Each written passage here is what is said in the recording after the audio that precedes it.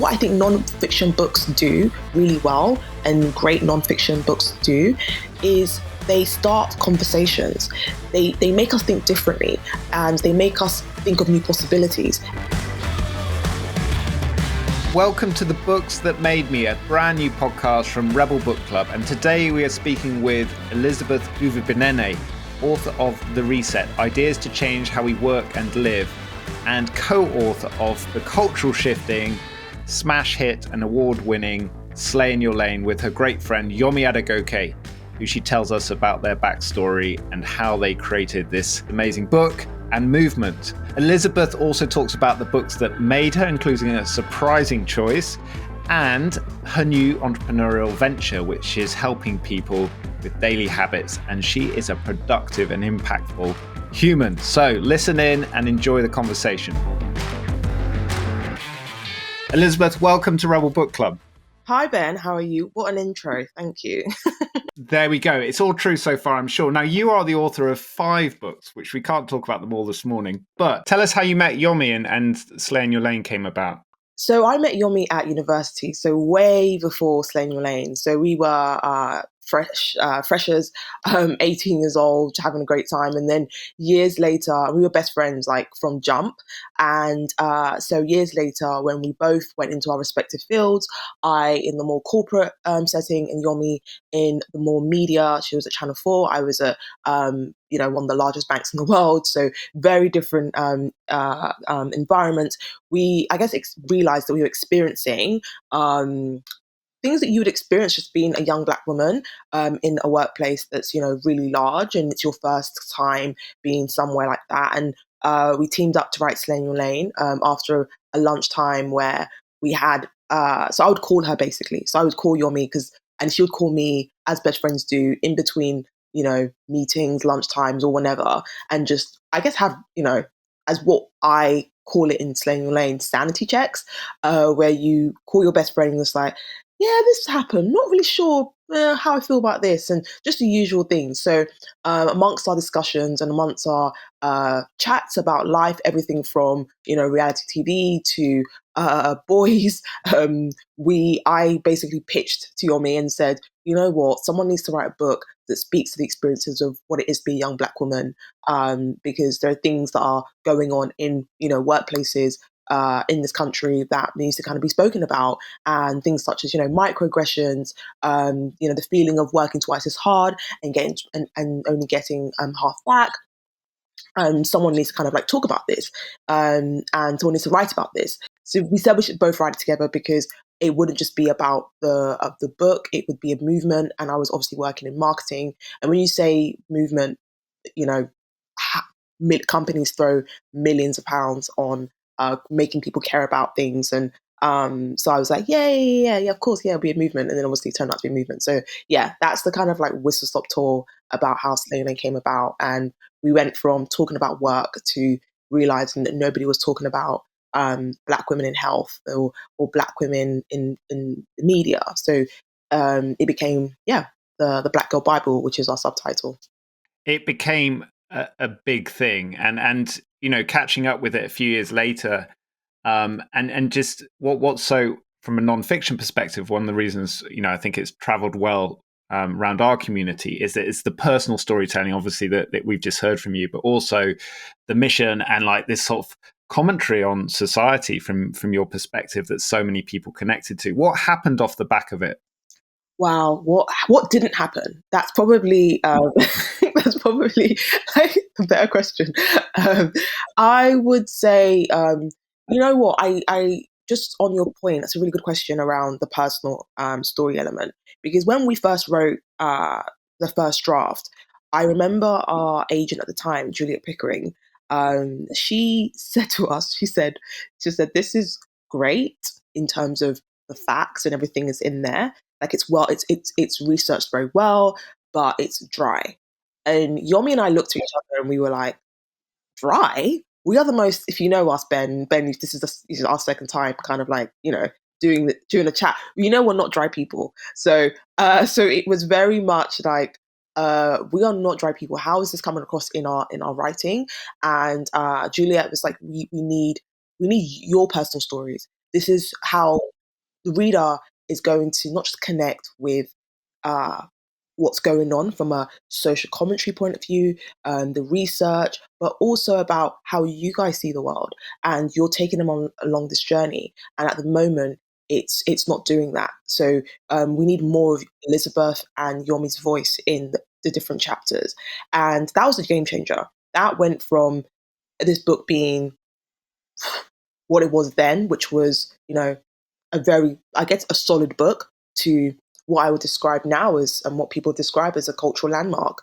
And I think that is all about how we brought our voices to the forefront, and kind of walked the reader through some very, harrowing stats, funny anecdotes, but yeah, a great nonfiction read for everyone. There you go. Well, not that it needs advertising again, but Slay in Your Lane, if you haven't picked it up, is for everybody in society, whatever your background. Yeah, I think what you described, which is a great insight for nonfiction authors there, Elizabeth, is this mix of head and heart in a good nonfiction book, which is like you've got to put together a solid argument, which was obviously version one. But if you don't have the personal story, you often it does get a bit dry. You've got to be really into the subject. Whereas the other way around is like, personal stories are amazing, but they don't necessarily help move things forward. People don't have a plan, or don't have the context or the evidence behind the argument you're making. So yeah, you nailed it off the bat. So what did that, in terms of your writing, what was the join up the dots for us from Slay in Your Lane to the reset? We turned Slay in Your Lane into a journal where people were able to do writing prompts based on some of the themes in our book. And then we had beautiful illustrations as well. So it was a really nice project as well, working with an illustrator who was just, super, super talented. So that was fun, and that was very fulfilling. And then we had the opportunity to edit Loud Black Girls, which is our third book. So we commissioned 20 Black British women and essentially asked them what they were thinking about in terms of the future and what was important to them. So we gave them a very open brief, and we worked very closely with the editor at the time at Fourth Estate, Helen Gardner-Williams, who is honestly like one of the best editors around. And we were able to kind of have this collection of just amazing stories, everything from the impact of Meghan Markle and the royal family to the politics of African and Caribbean food, and through the lens of post-Brexit, post-Trump, what it was very much future looking. So while Slay in Your Lane was very much in the past and kind of somewhat present, Loud Black Girls was very much future looking. Then after that, so that was us editing. So we had to. It was not as much writing, but it was very much editing and writing around some of the different themes, things like that. So after that, that's third book. After that, the pandemic hit. But before the pandemic, I had this, I guess I wouldn't say sneaky suspicion, because I think it was very obvious, but it was hiding in plain sight, like most things, that work wasn't working for not just Black women, which is what we spoke about in Slay in Your Lane, but work wasn't working for everyone. People living with disabilities, white men who, in the grand scheme of things, are archetypal, when it comes to success and leadership and things like that. From my experience of speaking to so many people, it felt like it wasn't working for everyone, not just the people who kind of occupied the intersections of, of identity. So Black, being a woman, all of those things. I started working on an audio project, which would become the Reset. And long story short, I wanted to kind of do like a 6-part investigation on why work wasn't working. And the pandemic hit in March 2020, obviously, and the project went from being an audio project into a book because I had just much more time. I would say, yeah, a book that was challenging to write, because writing during a pandemic obviously was, very hard, but also it was my first time writing by myself. So it had that challenge, but super proud of the concepts that the Reset was able to kind of bring out. I didn't want to write another kind of book for my generation that encouraged them to work harder and focus on work as a source of their identity, but write something that was much more holistic, a much more holistic view on the way we see work and the way we see life, and making sure that we're not bringing up a whole generation on, very toxic work habits again. So yeah, that's the reset. And then a year later, we published a middle grade children's fiction book called The Offline Diaries. And there we have it, in 5 years. Just the 5 books under your belt already, Elizabeth.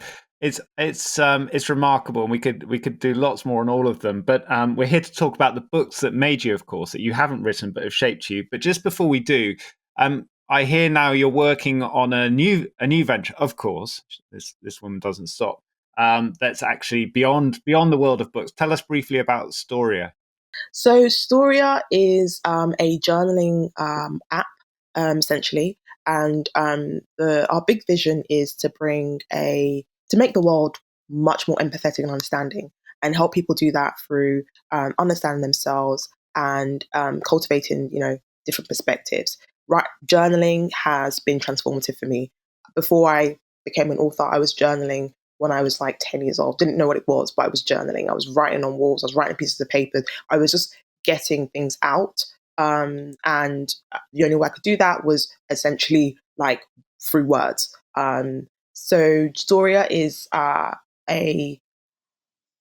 Storia is my next venture. It's an app where you're able to download and write your daily thoughts. And I think what's special about Storia is, I think a lot of journaling apps have the approach where it's about you, and they don't really realize that the things that make us who we are the people around us. So we have a very social lens in which we want to encourage people to pick up to pick up journaling and make it much more fun, gamified, with guided prompts that are relevant to you. So if you're going through grief, you're going through, resetting your work life, there are going to be prompts and things that help you and guide you in order to do that. So that's that story, and that's my next big sixth baby, basically. Yeah, and building an app is a whole nother challenge. So good luck with that. And we know at Rebel Book Club that journaling is one of those habits that, like you've just explained, when people form it effectively, it's a superpower. So I'm sure this is going to have a positive impact on a huge new audience.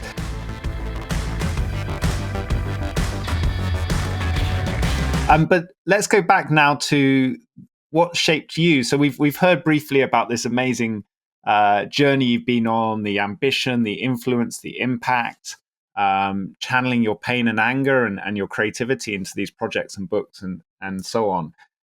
Tell us about a book that earlier on in your life shaped you as a person. Yeah. So when you asked me this question, I really had to think,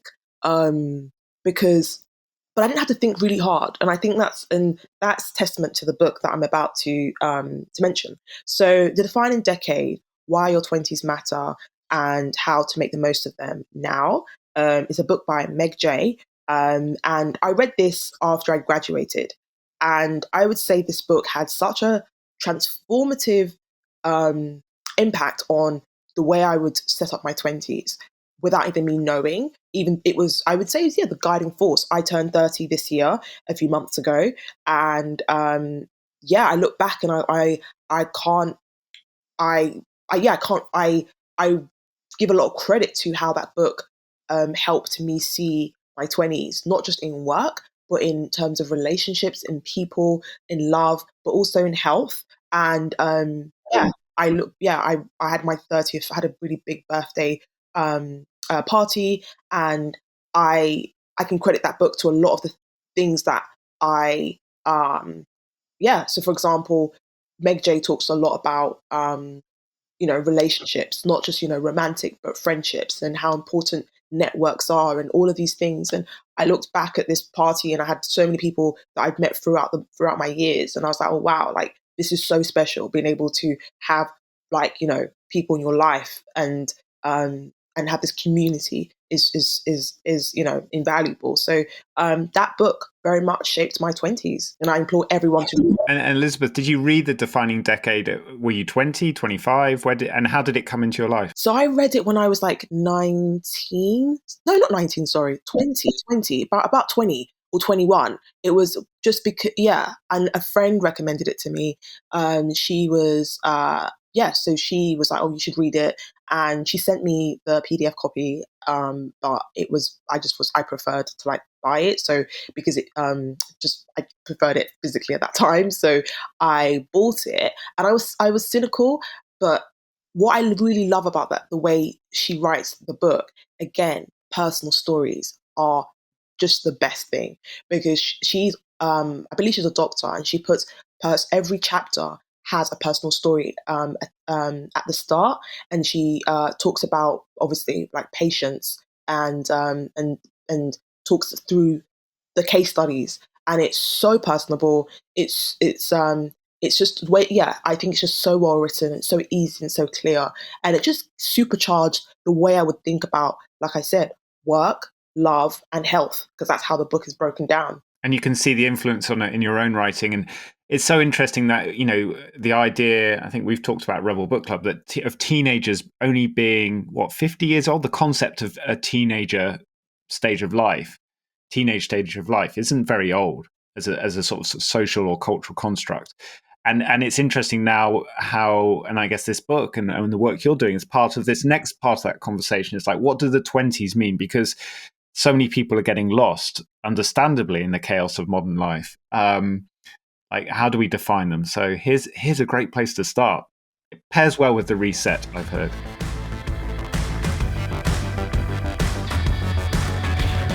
So it turns out you don't just need to be a published author to have had books change your life. We see this happen every month at Rebel Book Club, and we're also seeing our members' reading habits shift as well, towards listening to more books to fit around their busy digital lives on the move. So when we found out about a new audiobook service called Zigzag, we were excited to give it a spin. Zigzag's aim is to make reading easier and more accessible, engaging and sustainable, so even more curious minds can enjoy great books. And with their subscription-free library of awesome books on the award-winning Zigzag app, which get cheaper every 5 books you read, you're getting great value as you build your audiobook stack. What's really cool is they've created something called an X-book, an audiobook and ebook in one format, exclusive to Zigzag on certain books. And the really exciting part for us is that people joining Rebel Book Club in 2023 get a free audiobook on Zigzag to kickstart their non-fiction reading journey with us. The link to this fab offer is on the pod page and rebelbook.club. The future of reading is multi-format, and we're pumped to be teaming up with a brilliant indie audiobook startup. Now, talking of books that change lives. So tell us about the second book that's had a big impact on you. The second book would have to be Lean In by Sheryl Sandberg, for obvious reasons. But and by that I mean, and I know that there are people have lots of opinions on the concept of Lean In and Sheryl Sandberg as, you know, as a person. So I say all of this to say that book changed the game in terms of women in a corporate space. Because if I didn't read Lean In when I was about 22, Slaying Your Lane wouldn't exist. That's just the fact. Because Sheryl Sandberg opened up the conversation around what it is to be a woman in the workplace. And I saw that as like, wow, this is great. I wasn't hearing this before. And she opened up a conversation around what it is to be a woman in the workplace, and yes, in the corporate workspace. But what is so special about that book is, and what I think non-fiction books do really well, and great non-fiction books do, is they start conversations. You may not necessarily like agree all the time with a book, but the books that for me are you know, landmarks, and they capture the zeitgeist, is they make us think differently, and they make us think of new possibilities. And you may not always agree with everything in there, but they elicit some sort of opinion. And I think that Lean In did that really well, because I saw that she was talking about what it is to be a woman in a workplace, and a particular kind of woman, yes, somewhat privileged, but it gave me the, I guess, inspiration to think, why isn't anybody talking about what it is to be a young Black woman in a workplace? So without that jump off, I don't believe Slaying Lane would exist as it is right now, for sure. It's great to hear that version of the story of Lean In, because especially in recent years, it has become a much more, and Sheryl Sandberg has become a much more controversial leader, I guess, in the modern workplace, right? And so, how do you respond to friends or peers who say, "Well, hold on, Sheryl Sandberg has had a negative impact through whatever it might be, leadership at Facebook." Do you just go back to that context of what Lean In meant to you at that moment in time? Yeah, I think that if I'm being so honest, I think how do I say this? If I'm being honest, I just think that we hold women to a very, very unrealistic standards as well. I think that's sometimes part of the narrative, and the vitriol in which people speak about Cheryl. And I don't know her personally. She did email us back, a few years ago when Slaying Your Lane came out, saying that, yeah, she saying that it was a great book, and she's proud of what we've created and written, and the movement behind that. So it was a very surreal moment and a full circle moment. So I guess, Mike, to answer your question directly, I believe that, what's the saying? If you stay, what's this? I think the saying is, if you live long enough, you become the villain. I that's and I think that's just how I see a lot of things. You see it with the girl boss movement with Sophia Amoruso. You see it with so many different, female business women, and we have to ask ourselves, like, why? Why are we always vilifying the woman? And I'm not saying that women can't, you know, don't have flaws. I'm not saying these women don't have flaws, but I think that the lens in which we see these flaws are much more pronounced than if they were men. And that for me is what I believe fundamentally. That's fascinating. Oh, we could dive into that so much more. Well, we're actually reading a book this month, an anthology, a Rebel book club called All We Can Say, which is written by 50 female leaders in the climate movement. And it's what's fascinating is how they've kind of taken not just the anthology approach to storytelling, but also they've built this amazing community of people having circles around the themes in the book off the back of reading it. To help people through it, which is a lot of that kind of lean in strategy, is like, how do we learn together and build a movement? So it's a real theme in like powerful nonfiction like this. So we've got one more. You can squeeze in one more book that shaped you. I know there's a big shout out for Invisible Women in your collection, which we've read as well. But there's one other book that you mentioned that had a big impact on you. What was it? So right now I'm reading Bernardine Evaristo's manifesto on never giving up. And yeah, I don't know if anybody has, read into Bernardine's story, even if you haven't read her nonfiction book, Manifesto. Bernardine's just super, super inspiring for so many reasons. Yes, because she won the Booker Prize a few years ago, that catapulted her into, I guess, our consciousness a lot more. And this book just details her upbringing and just her resilience. And I just find it, the word inspiring is kind of, it's overused. But Bernardine's story is just what that is. It's inspiring personified. And I guess right now I'm going through a change in my own personal life. Being an author, spending the last 5 years writing books, into a founder of a startup, and building something from scratch. Just the sentiment around never giving up, and the sentiment around good things take time, and it's okay to not have it all figured out, and trust in the process. All of these themes have just really been speaking to me at the moment, and reading Bernardine's book has really helped me, especially when I'm a solo founder as well.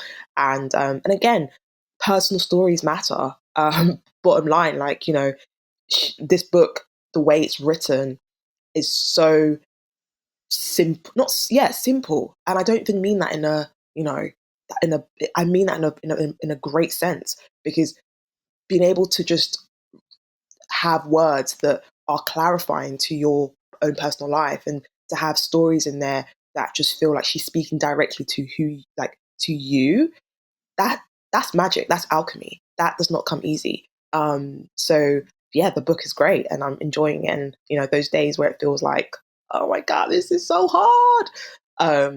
Yeah, Bernadine has been helping me through it, and she doesn't even know it. I'm sure she does. And I think it's a great example of, when you fall in love with an author of novels. I mean, Girl, Woman, Other is obviously is like a cultural landmark. I'll take your phrase from earlier. It is in that, so many people, it's like gone fully mainstream, hasn't it? And you're kind of like, oh, who's the person behind this? Where did they get all these ideas and stories from? And so to have a book that gives that version of her actual story is fantastic. I wanted to ask Elizabeth on that point of resilience, because like inspiration, it's a word that's just battered around a million times a day, isn't it? What when you come up against like the structural inequalities in society, which you've written so much about, and you feel beaten down by it, and you feel like, oh, how are we ever going to change this because we haven't got without a full revolution? Like, what do you draw on in those moments to get you through to the next moment, to the next day, to the next project? That's such a good question. People. So I have such amazing people around me. I don't believe no man's an island. I firmly believe in that. Um, so being able to have people who are invested in who I am and my journey has been very like just transformative, and comforting. So because all of these structural things can feel really, really, really like deliberate. It can feel very suffocating and make you feel like you can't progress or all of these things. And so people have been a real big outlet. And journaling. And I hate to just be like, oh my God, like journaling again, but writing. And I'm not saying writing from a professional point of view. I just mean just sometimes I just feel like I want to scream because just life, you just want to scream into a pillow. Other times I just want to basically write to myself, and that's what I do. So I will just write to myself, and I do that on WhatsApp. So sometimes, so on WhatsApp, I know it sounds so weird, but what I do. Do you have two numbers? No, so this is, oh my God, let me let you into my secret. And this became the source of inspiration for Storia. But so since the last 10 years, so even before I had an iPhone, I had a BlackBerry, obviously, like most people did. I text myself. So before I would BB myself, and obviously now I WhatsApp myself. And what you do is you save your number, and then you can just WhatsApp yourself. So it's almost as if, so my WhatsApp is crazy because it's got like random quotes in there. It's almost like it's got, voice notes where I just sometimes voice note myself. I remember the day I decided, I was like, oh my gosh, like I want to build this app. I think it's gonna change the world. Like I really want to do this. And before I could tell my friends about it, and which can be quite, quite vulnerable. You tell people about something and it feels, very different. I had to tell myself about it. So I voice noted myself in, coming out of the station, almost as if I was talking to somebody. And I was just talking to myself, and I was voice noting myself about this thing I wanted to do. And I still have the voice note to this day because it's obviously on my WhatsApp. So to answer your question, people and being able to kind of let it out. So all of these things that we structure inequality, all of these things, that we kind of go through on a day-to-day basis, but we go through heartbreak, all of these things. Like I have to let it go. If I cannot dump it somewhere, it then follows me everywhere, and that will make me feel stuck. And the worst thing we need as humans to feel stuck. So that has been transformative. Been able to, over the last 10 years, go through so much change and things like that, but have a catalogue of like experiences or things that I can look back on. And I think that's what's also empowering about journaling. You look back and you go, wow, I was really down bad at that point. Or wow, I really thought that. And it makes you think, okay, cool. You know what?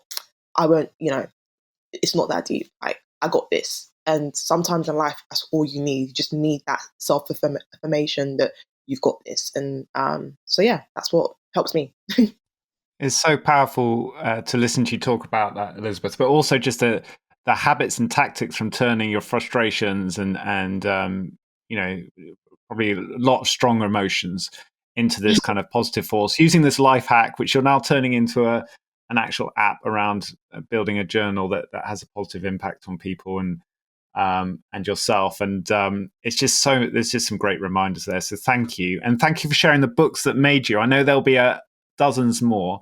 And the defining decade is the phrase that's going to stick in my mind from this conversation, because not just the book so much, but the phrase of thinking about that really challenging but exciting opportunity of your 20s, being able to do that at the start rather than at the end, and then to have that big party and just to reflect back on like what's happened in the last 10 years for you, is amazing. So Thank you. so I can't wait to see what happens in your 30s and the books that flow and everything else.